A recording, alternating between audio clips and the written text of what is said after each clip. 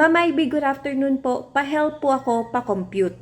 Ang ididi ko po is ngayong November. Ang hulog ko po is March 750, April 2,400, May 2,400, June 2,400, July 750 this year. Pasok po ba ito as qualifying period?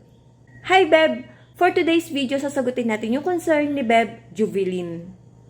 Beb, kung ang EDD mo ay November 2025 at para malaman kung ikaw ay qualified sa maternity benefits, i-exclude natin ang semester contingency mo na mula July 2025 to December 2025 at hindi po ito mapapasama sa computation ng maternity benefits. Now, ang magiging qualifying months mo po ay July 2024 to June 2025.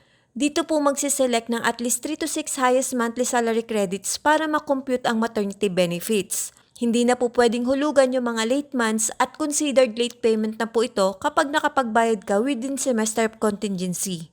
Nabanggit mo po na ang hulog mo ay March, April, May, June. Yung July po ay di po pasok sa qualifying period. At ito naman po yung magiging monthly salary credits or MSC. Then, i-add ang monthly salary credit within 12-month period bago yung semester ng iyong panganganak for the total of 53,500. At hindi po ito yung makiklaim mo. Next, para makuha yung average daily salary credit or ADSC, i-divide naman po natin ito sa 180 days.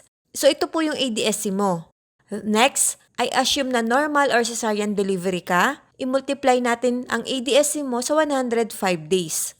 Now, ang magiging estimated maternity benefits mo po ay 31,208.33. Ito po yung posibleng makuha mo sa SSS after mong manganak at kung wala kang late payment.